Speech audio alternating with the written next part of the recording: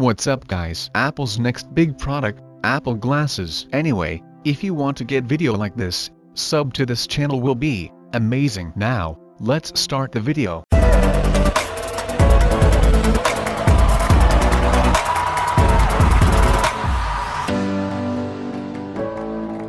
Rumors surrounding Apple's AR glasses have been circulating throughout the tech world for years. Design-wise, Apple Glass, which is what we will label them for the time being, is expected to be as sleek and stylish as any other offering from the tech giant. Lead prototypes look very much like a traditional pair of glasses, friendly and approachable as opposed to overly futuristic. In an attempt to really appeal to the masses, prototypes are being manufactured in black and white plastic, although this material is likely to be swapped out for something more premium, such as aluminum or some sort of composite, as we near closer towards production. It's also a possibility that Apple will offer multiple frame materials for buyers to choose from, similar to what is offered with the Apple Watch, in the form of different straps. All of the house tech will fit seamlessly into the frames of Apple Glass, with the most notable being the LiDAR sensor, which was it atop the right-hand side of the glasses. For those of you who are not familiar, LiDAR at the most basic level, it's a system that can 3D map an environment by calculating the distance between different points. The LiDAR found inside of Apple's latest products gives us a great look as to what we can expect to find inside the first gen of Apple Glass. Advanced LiDAR technology will make using Apple Glass AR a breeze, with no need to scan your environment before placing objects, measuring, or virtually visualizing, making for seamless interactions between the wearer and their surroundings. LiDAR will also take care of things like reading hand gestures and translating QR codes into dimensional images. On the latest iPad Pro, the LiDAR scanner and pair of cameras work hand in hand. However, Apple Glass is not expected to house any camera or photographic features. The general thinking behind this is that people will take negatively to talking face-to-face with someone wearing a face-mounted camera that may or may not be recording. However, charging and the batteries of the Apple Glass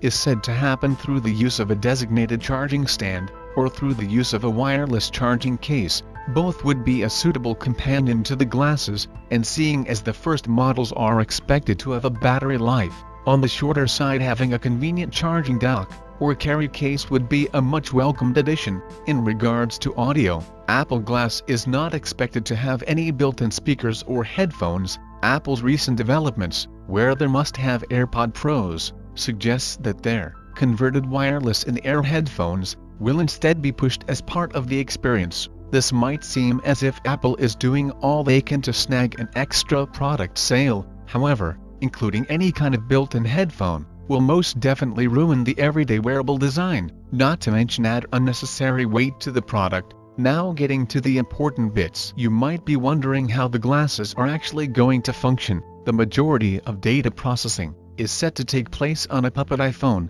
which will not only reduce the physical footprint of the glasses, but will also significantly reduce their cost overall. To facilitate this, we're expected to see some sort of short-range Wi-Fi capability to be built into the iPhone 12 and future iPhones. Thereafter, older devices will likely be supported as well. Despite a few people being hands-on with the Apple Glass prototypes, there is very little known about the glasses user interface. What we do know is that Starboard is supposedly going to be the interface's name, which is not all that different from iOS's Springboard UI. What most are expecting to see is a slimmed-down version of the basic iOS that we are all familiar with, again, somewhat reminiscent of what we can see on Apple Watch, but with physical interactions being replaced with hand gestures and voice command. A massive feature that is incredibly exciting, that Apple Glass is expected to be released with embedded displays in each lens, as opposed to projected ones that were seen in Google Glass.